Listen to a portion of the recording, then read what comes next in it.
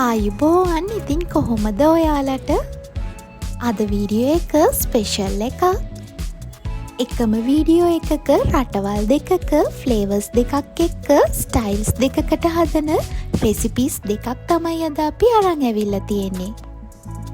පළවෙනි රෙසිපි එක තමයි අපි හැමෝම හොඳට දන්න ලංකාවේ ප්‍රසිද්ධ ඉන්ස්ටන්ට් නූඩල්ස් එකක් වෙන කොත්තුමී රාමෙන් නූඩල්ස් රෙසිපි එක.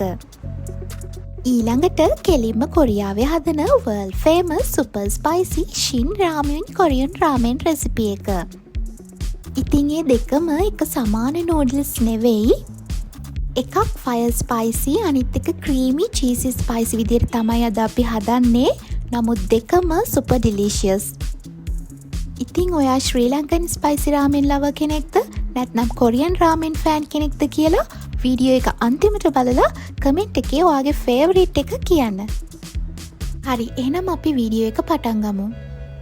පළවෙනි රෙසිපි එක තමයි අපි හැමෝම හොඳට දන්න කොත්තුමී රාමෙන් රෙසිපි එක.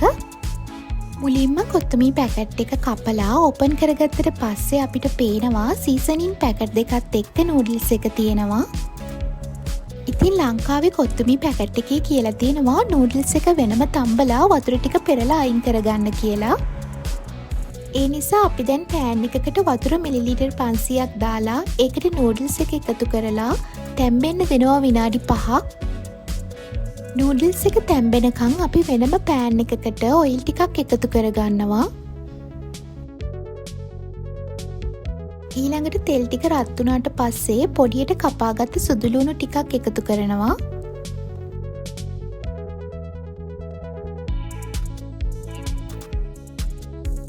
සුදු ලුණු ටික ෆ්‍රයි වෙලා එද්දී අපි සොසේජස් ටිකක් පෑන් එකට දාගන්නවා.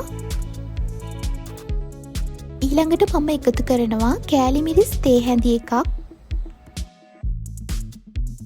ඔයාලා කැමති නම් මේ වෙලාවේදී මිරිස් කුඩු තේ හැඳි එකක් එකතු කරගන්නත් පුළුවන්.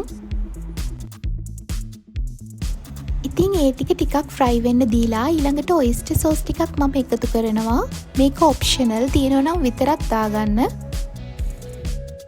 ඊළඟට පෑන් එකට මම එකතු කරනවා කිරි මිලිලීටර් 50ක්. මේ වගේ චීස් කෑල්ලකුත් මම එකතු කරනවා. ඉතින් මේ ස්ටෙප් එකෙන් තමයි මේ නූඩල්ස් එකට චීසි ස්පයිසි ෆ්ලේවර් එකක් හොඳට එන්නේ. ඊළඟට මම නූඩල්ස් පැකට් එක ඇතුලේ තිබුණ සීසනින් පැකට් එක මේකට එකතු කරනවා.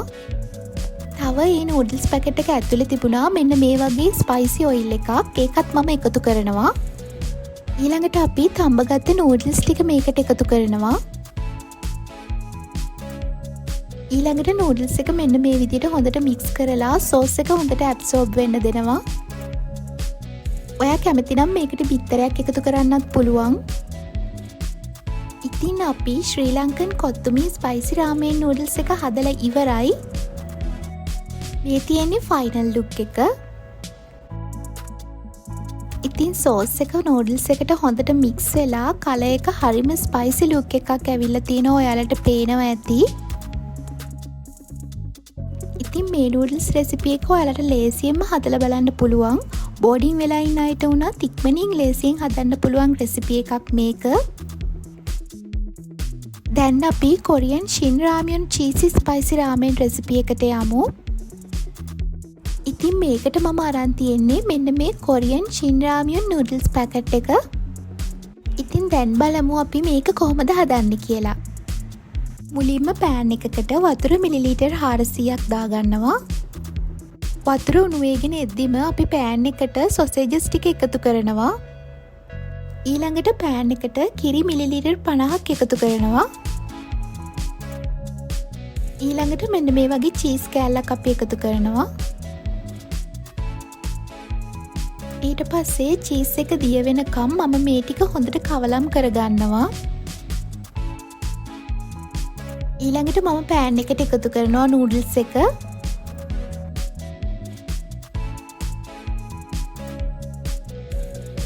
ඔයාලට දැන් පේනවා ඇති නූඩල්ස් එක වතුරයි කිරි එක්ක හොඳට මික්ස් වෙලා තැම්බිලා තියෙනවා.